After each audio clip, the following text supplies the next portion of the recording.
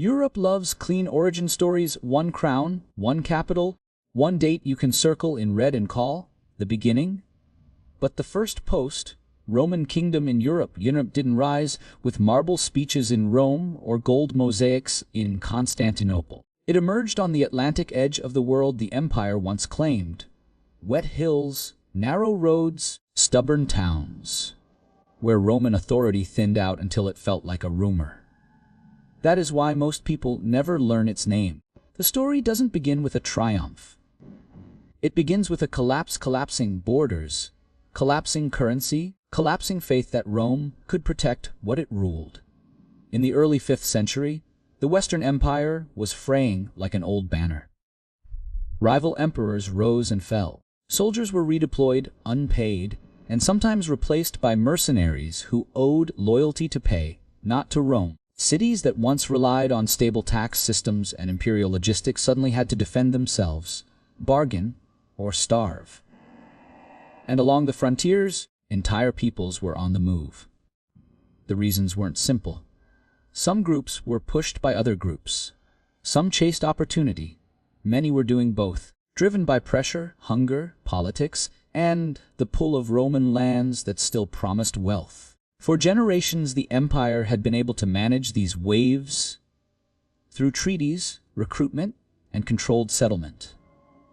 But now its power to manage was failing, and failure creates openings. Then Iberia cracked.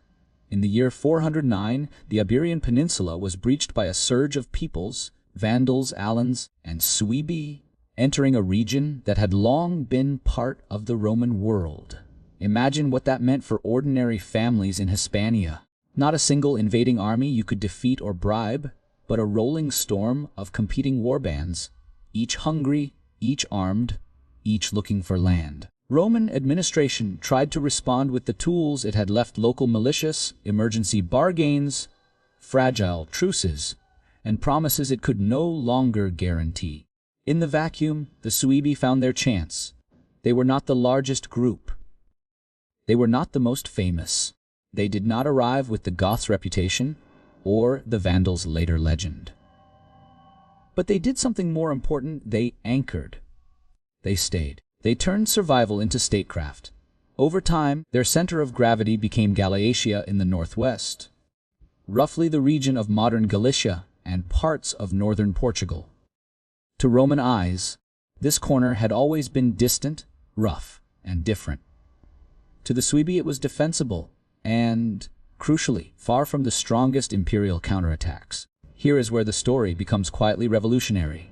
Many Barbarian groups inside Roman borders began as federate forces. Military allies, contractors, instruments Rome used in its own civil wars. Their leaders often sought legitimacy through imperial titles and recognition. They wanted to be acknowledged, not necessarily to replace Rome. The Suebi, over time, began to behave differently. They behaved like sovereigns. A kingdom is not just a king. A kingdom is routine. It is the ability to collect resources, enforce decisions, survive leadership transitions, and convince others that you are not temporary. The Suebi began building that permanence on the ruins of imperial permanence. They did it in a landscape still filled with Roman towns, Roman bishops, Roman landowners, and Roman habits of law and taxation. This meant the Suebi faced the conqueror's dilemma: destroy the old world completely or learn to govern it. And in the long run, governance is usually the more profitable choice. Early Suebi leadership is associated with a king remembered as Germanic. Under him, the Suebi consolidated their hold in the northwest, transforming settlement into control. Then, as decades passed and leadership changed, the Suebi were able to raid, negotiate, and sometimes expand like a regional power. This mattered because Iberia was not empty. It was contested. Vandals and Alans pressed their own claims. Roman officials still clung to authority in places. And, most importantly, a new force was rising in the peninsula's power politics: the Visigoths. Sometimes Rome's sword, sometimes Rome's replacement. That broader context shaped everything. In the post-Roman West, Rome, often survived as a label even when its power was fading. People still appealed to it, still wrote to it, still claimed to restore order in its name. That created a poisonous politics where conquest could be sold as stabilization. In that world, the Suebi had to be more than violent. They had to be credible. They had to make neighbors, elites, and rivals accept that the Suebi were part of Iberia's future. One of the clearest signs a ruler can give is coinage. Coin is propaganda you can hold. It says this realm is real, this authority is recognized, this economy will function tomorrow. When a Suebi king mints in his own name, he is doing more than making currency. He is declaring that sovereignty does not require imperial permission. But even before coins and councils, the kingdom's true foundation was psychological. The Suebi did not simply occupy land, they made the land theirs. They became local.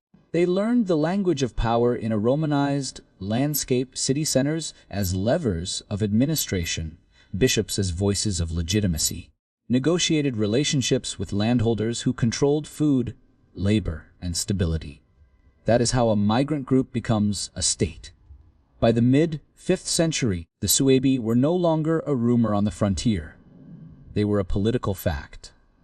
And in a collapsing empire, being a political fact is a kind of victory.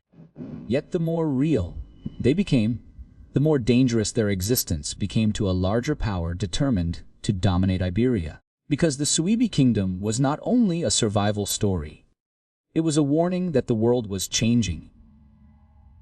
Rome would not put the pieces back together. The future belonged to kingdoms that could grow inside the cracks of empire and defend themselves against the next wave of consolidation. And that raises the central question that drives the next part. How does a small kingdom survive when a larger kingdom decides it should not exist? If the Suebi were going to become more than a passing warband, they needed something harder than courage: continuity.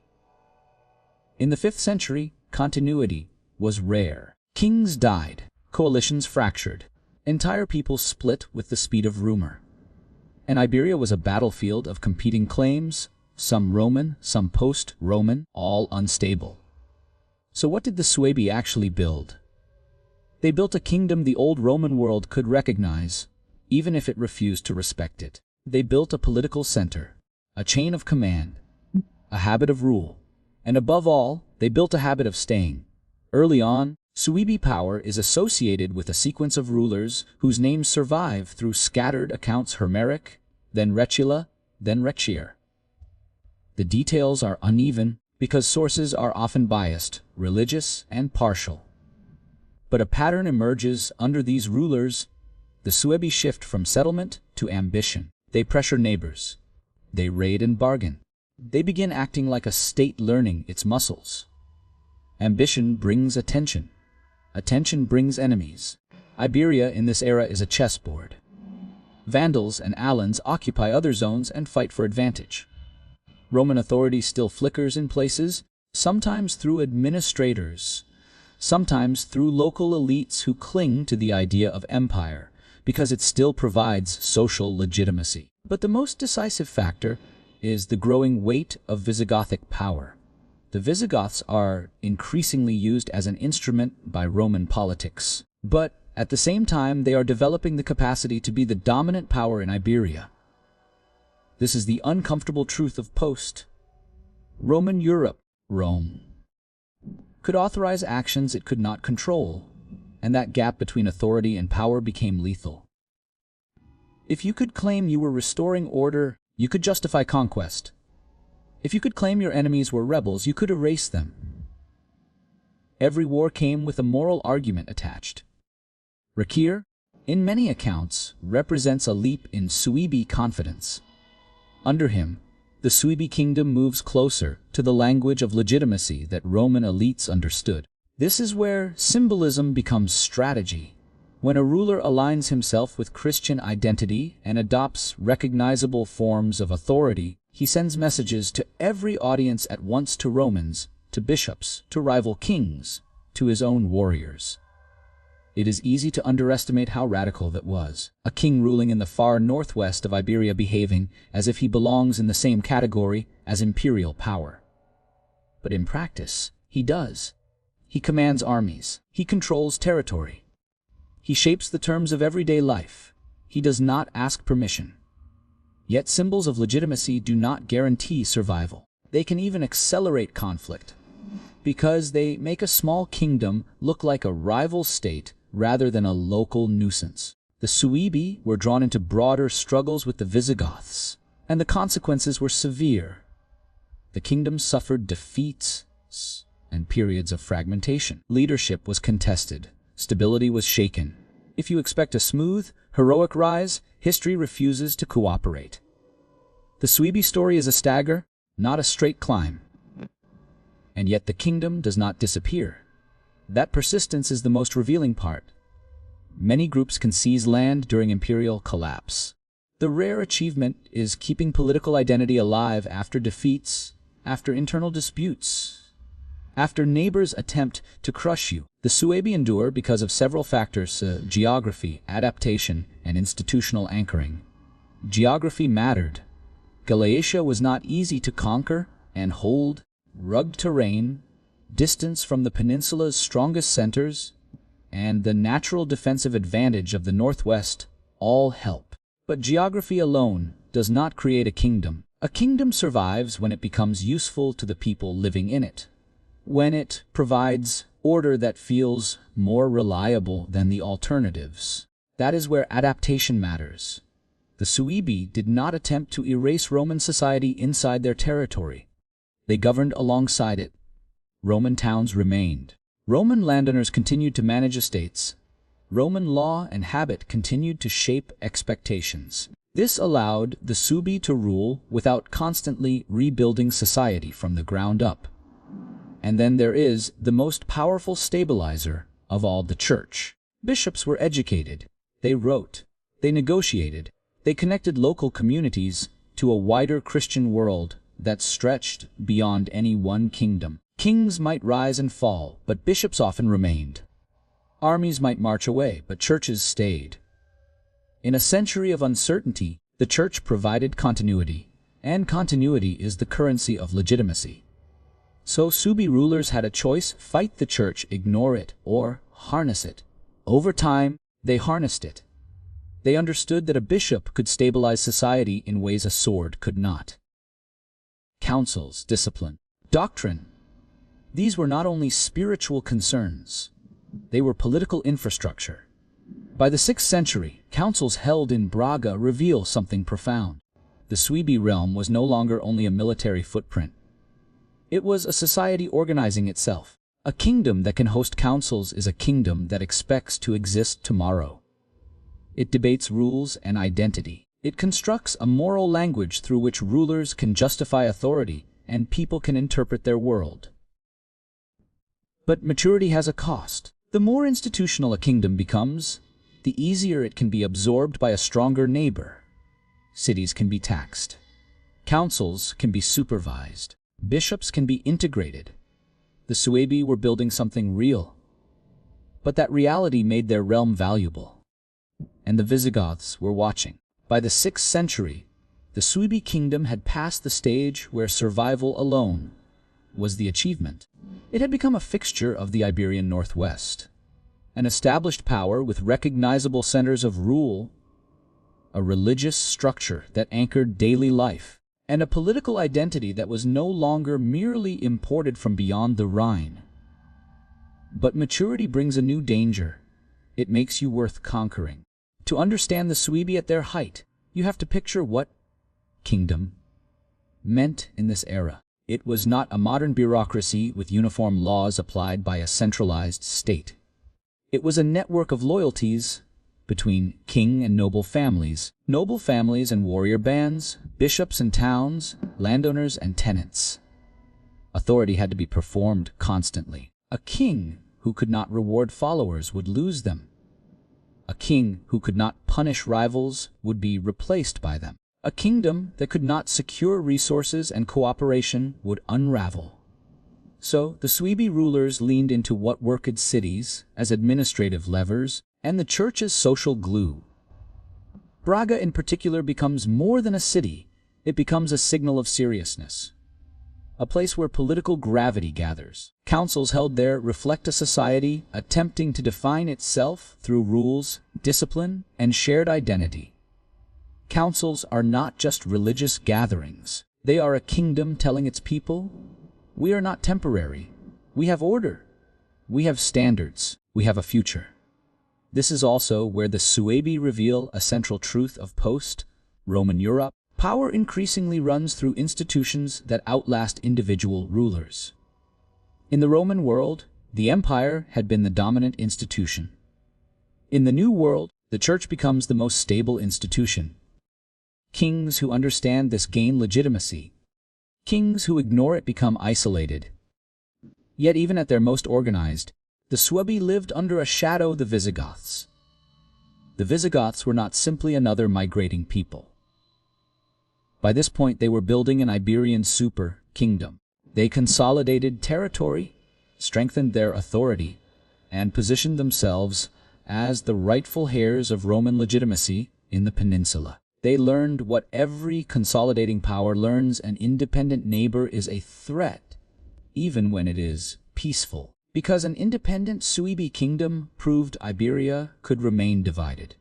And division was unacceptable to rulers with a unified vision. So the Suebi faced a small kingdom dilemma: submit, ally, or gamble on geography and diplomacy. Geography had helped them. Diplomacy could delay conflict, but neither could change the larger trend. Visigothic power was expanding, and expansion seeks completion. Religion became one of the key levers. Christian identity was not merely personal faith in this era, it was political alignment. A kingdom could be framed as legitimate or illegitimate, orderly or rebellious, not only by its behavior, but by its doctrinal positioning and its relationship with ecclesiastical authority. That framing influenced alliances and justified wars. It allowed conquest to be presented as restoration rather than aggression. The Suebi, by aligning with ecclesiastical institutions, gained legitimacy. But legitimacy also made them assimilable. A kingdom that looks like a Christian polity can be absorbed into a larger Christian monarchy more cleanly than a kingdom that looks alien. The more the Suebi realm resembled the political and institutional language of its neighbors, the more easily a conqueror could claim it as a natural part of a unified Iberia. This is the paradox: building institutions strengthens you, but it also creates structures that a conqueror can take over. In the late 6th century, Visigothic consolidation becomes decisive under King Leovigild. Leovigild was not only a battlefield commander, he was a state builder. He understood that durable rule required removing competing centers of authority and bringing independent regions into a single political framework. A unified map is a political weapon, and Leovigild was determined to wield it. When he moved against the Suebi, he was not attacking a random tribe. He was attacking a kingdom with history, one that had existed for generations and become woven into the region's identity. That is what makes the conquest significant. It marks a shift from fragmented post-Roman landscapes toward larger successor states that sought monopoly over territory. The Suebi kingdom was annexed in 585. Its independence ended. Its kingship was extinguished. Visigothic authority expanded into the northwest. On paper, the story could end there. But conquest rarely produces clean endings. It produces layering. Local institutions did not vanish overnight. Braga did not disappear. Bishops did not disappear. Landowners and towns did not evaporate. The administrative logic that had kept the Suebi functioning could be repurposed by the Visigoths. That is part of why annexation was possible. The Suebi had built a shape that a larger kingdom could absorb. So the kingdom ends, but its framework becomes part of what comes next. And that brings us to the deeper meaning of this story. The Suebi are important not because they were the largest or most famous. They are important because they were early and because they reveal the mechanics of post-Roman Europe, how new kingdoms form inside imperial ruins, how legitimacy is manufactured, how institutions stabilize rule, and how smaller states are swallowed by larger ones. The final part is where we zoom out, not just what happened, but what it proves about Europe itself. A kingdom doesn't have to survive forever to shape history. Sometimes the most important kingdoms are the ones that appear early, before anyone has fully accepted that the old order is gone, and then get absorbed into something bigger. Their importance isn't measured by how long their flag flew. It's measured by what they proved was possible. That is what the Suebi proved. When people say, the first kingdom of Europe, they don't mean the first place to have kings. Europe had kings long before the 5th century. They mean something more specific. One of the earliest stable post-Roman kingdoms to emerge from the collapse of Western imperial authority. An early prototype of medieval Europe forming inside Rome's broken shell and outlasting Rome's ability to control it. That is why the Suebi story feels like the beginning of something larger. It begins when Rome can no longer enforce the old rules. It matures as the West transforms into a mosaic of successor states, and it ends when a larger successor state, the Visigoths, moves to consolidate Iberia into a unified monarchy. Even its fall is a sign of Europe's future. In practical terms, the Suebi show how authority changes shape. Under Rome, politics was imperial, legitimacy flowed from the idea of empire, law carried Roman forms, and power was imagined as universal even when it was fragile. Under the Suebi, legitimacy becomes regional and blended. Roman administrative habits, Christian institutional authority, and warrior loyalty fused into something new. That mixture is medieval Europe in embryo. The Suebi also show that the fall of Rome is not a stop sign. It is a reorganization. Authority relocates. Identity shifts. People who once defined themselves as imperial subjects begin to define themselves by region, community, and kingdom. The church becomes the strongest engine of continuity in many places, not because it replaces politics, but because it provides meaning, education, and a stable network when other networks collapse. So what did the Suebi leave behind? They left a political precedent. A kingdom could exist without imperial permission. In the early 5th century, that was a radical demonstration. It told every other group on the frontier that Rome's monopoly on legitimacy was breaking. They left an institutional precedent. The church could function as a stabilizer and a partner of rule, shaping identity and social order when centralized imperial systems were fading. Councils and bishops were not merely religious. These were mechanisms that made a kingdom feel real, and they left a regional precedent. The northwest of Iberia could be a power center with its own identity, not simply a distant province of whoever claimed the peninsula. Even after annexation, the region did not become Visigothic in spirit overnight. Conquest might change the banner, but it does not instantly erase local patterns of authority, memory, and culture. That matters because conquest is often imagined as replacement. In reality, it is often layering. The Visigoths did not conquer an empty land. They conquered a region already shaped by Roman remnants, Suebi governance, and ecclesiastical structure. They could integrate it precisely because it was organized. They could claim legitimacy precisely because the kingdom already spoke the language of Christian polity. This is also why the story resonates with modern audiences. People love hidden histories, chapters that feel like they were deliberately omitted. They love discovering that something foundational happened outside the famous capitals. They love the contrast between how history is usually told and how it actually unfolded on the ground.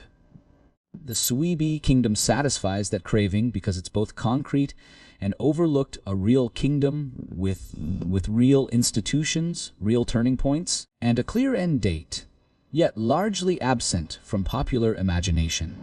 And it offers an emotional contrast that works in documentary storytelling. Rome, the giant, is losing coherence. A smaller kingdom far from the center builds permanence. A larger kingdom then rises and absorbs it, not because the Suebi were irrelevant, but because they were valuable. The Suebi Kingdom becomes a bridge between worlds, from imperial Rome to medieval Europe, from universal authority to regional sovereignty, from identity defined by citizenship to identity shaped by kingdom and faith. So the Suebi are a first not only chronologically, but conceptually. They expose the illusion of Roman permanence. They show the empire could fracture into durable regional powers. They prove that the future would not be Rome restored, but Rome transformed. And that is the final image worth leaving with. The first kingdom of post-Roman Europe was not born in marble. It was born in the cracks. The cracks were not the end of history. They were the beginning of a new map. When the empire breaks, history does not stop. It rearranges. And sometimes the first sign of that rearrangement is not found in the capital of the world. It is found in the places the empire assumed it could ignore. The Suebi built a kingdom at the Atlantic edge. It lasted through chaos, adapted through institutions, and was eventually absorbed by a stronger power. But even absorbed, it remained part of Iberia's structure and memory. Another layer in the long formation of Europe. The first kingdom of Europe wasn't born with trumpets. It was born with necessity. And once necessity creates a kingdom, the world never returns to what it was before.